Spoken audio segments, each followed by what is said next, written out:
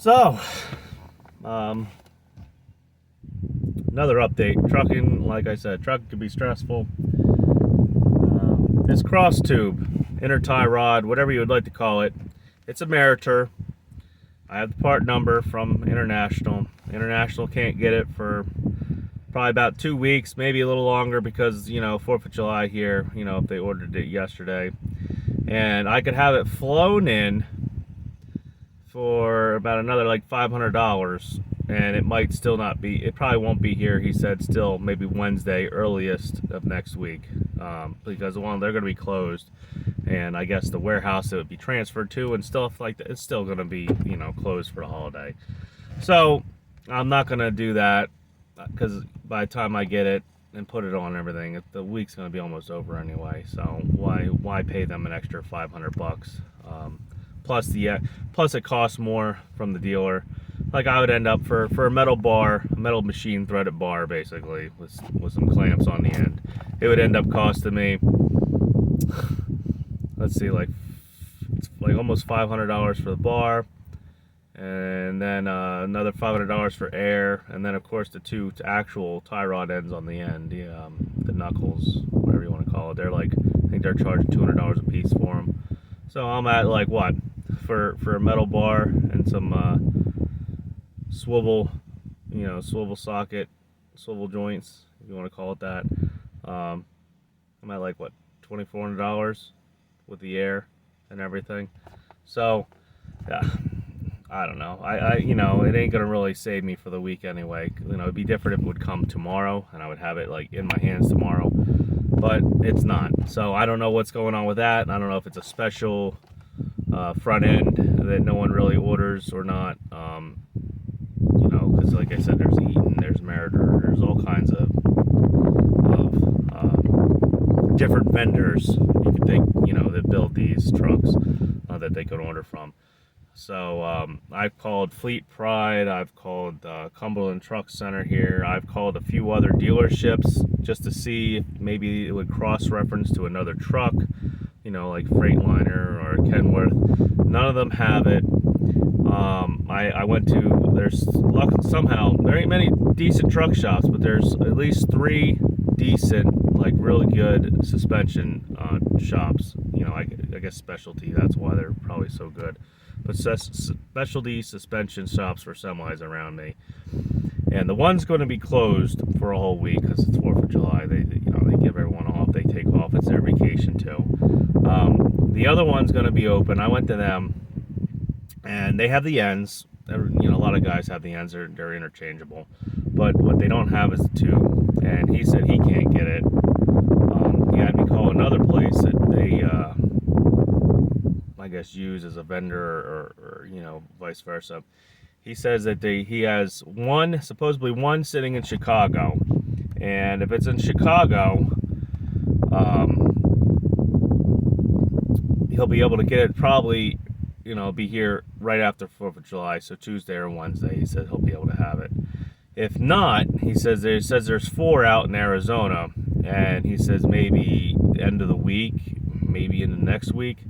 So, either way, I'm still up shit's creek without a paddle, if you can say that. So, stuff like this is what screws you. Like if I had my own authority right now and this happened, what I could do, well, first of all, you get a inspection for a whole year. You get a federal inspection. All right, so I don't have it every 3 months. I wouldn't do it I could really do whenever the heck I felt like it because I would own the company. But I'm not putting this blame on the carrier either. They want to make sure idiots ain't driving around. So basically, I'm going to be out of commission for like 2 weeks for a simple part. Now I will say, if I was really crazy enough, I know where there's a couple 4900s right now in the junkyard about 2 miles down the road from me. But I know 2 of them right now are sitting in a mud slop, and I don't feel like going the hell under there and getting them. The other 2 are wrecked, and I'm not 100% sure if I would trust the bars. And even then, if I took the crossbars off, they might be bad too. they might have slop in them or whatnot, and they're going to be rusty and stuff. And I'm going to go to the TA, and they're going to be like, "Oh, it's still bad." It's not like it's like a brand new shiny, one with brand new 2 new joints. So, yeah. Plus, I'm going to have to probably pay the $100 for the reinspection because they only give you 48 hours over at TA to get the truck reinspected. Which, by the time I get parts anyway, it ain't going to happen. So, money, money, money, money, money, time. It sucks too because I had a guy, I was pulling loads out of Baltimore, like $2,300 to go to Albany, $2,300 to go from Baltimore to Albany, 2 steel coils, cake. He even gave me reimbursement for up in Albany. It went to the, I don't know what the heck that is. I guess they're shipyard. He needed TWIC to get in there. He even was reimbursing me the $80 fee for the escort to literally go from here maybe 15 feet or 20 feet that way. That's literally where he escorted me to.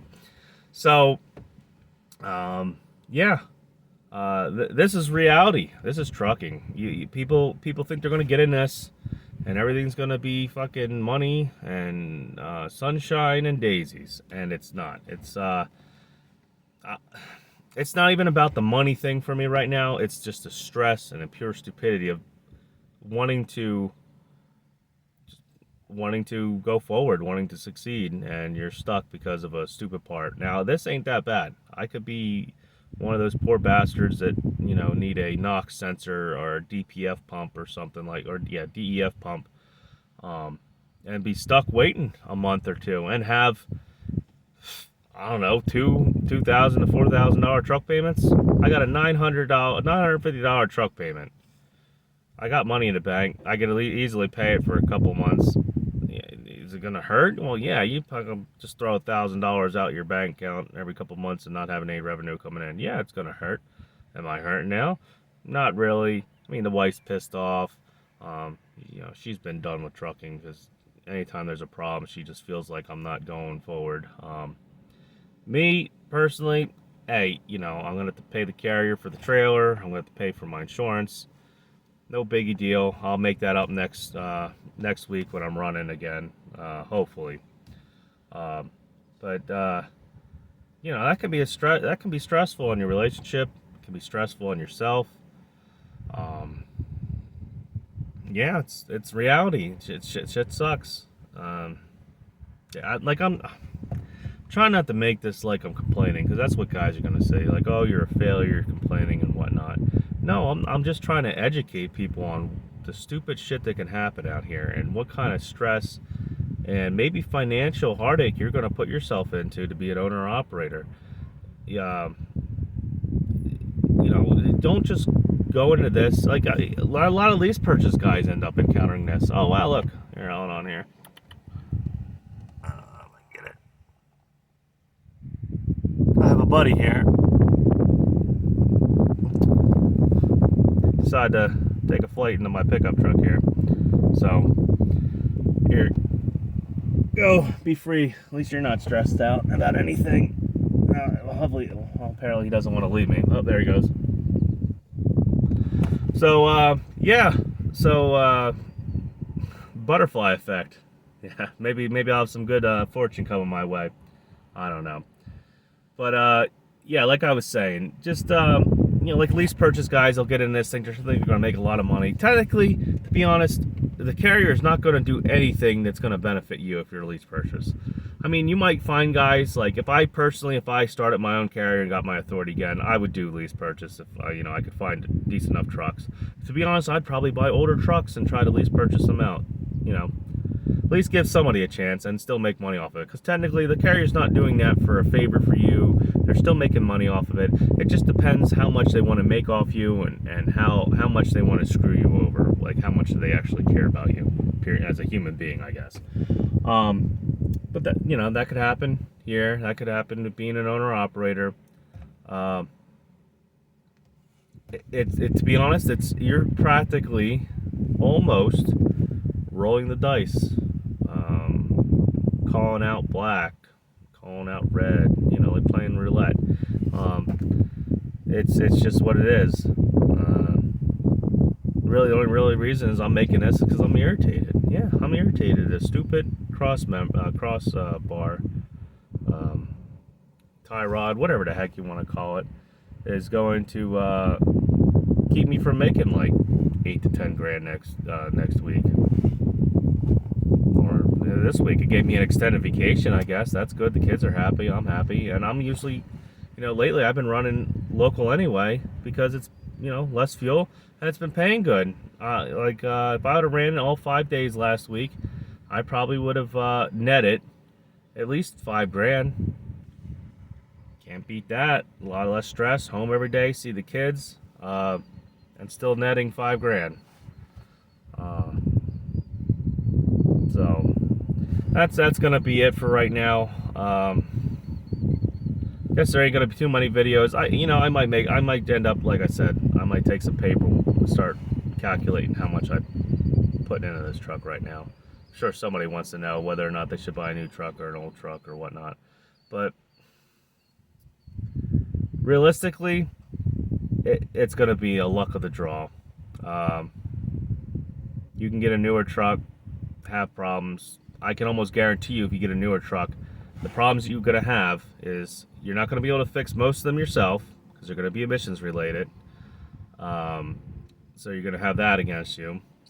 You're also going to have a problem if you get a newer truck. A lot of dealer only stuff. You ain't going to be going to junkyards and finding too much because it's already picked clean or salvaged or whatnot, or they get rid of it real quick. And just you got all that extra stuff to break on a newer truck, all that extra electrical stuff, all those cam system networks, every sensor talks to itself. Any little thing can happen. Your dashboard could have a problem and it'll keep you from starting the truck up and going or whatnot. So that's all I have to say for that. With an older truck, it all depends on who took care of it, how beat up it was. Like I said, when I took the dashboard apart to replace some lights, I found a bunch of paperwork. Apparently sometime in this life, I'd imagine right before I got it, this truck ended up being a container hauler. Well, we all know how that goes with container haulers. Surprised the truck looks as nice as it does. But they usually are hurting all the time, and not all of them. Some of them got really nice trucks, but they're usually hurting all the time, and they can barely keep up with the maintenance on it. And they usually they get away with it because they're local-ish and they don't, they pass scales and stuff. So yeah, I'm gonna finally get the hell out of here. It's been like 13 minutes, and that's my my informational speech, I guess, for right now. So you all take care now. Just keep pushing on. Try not to give up, but if the stress gets to you and stuff, sometimes it's better to fold them. That's just what it is. So, all right, I'll see you.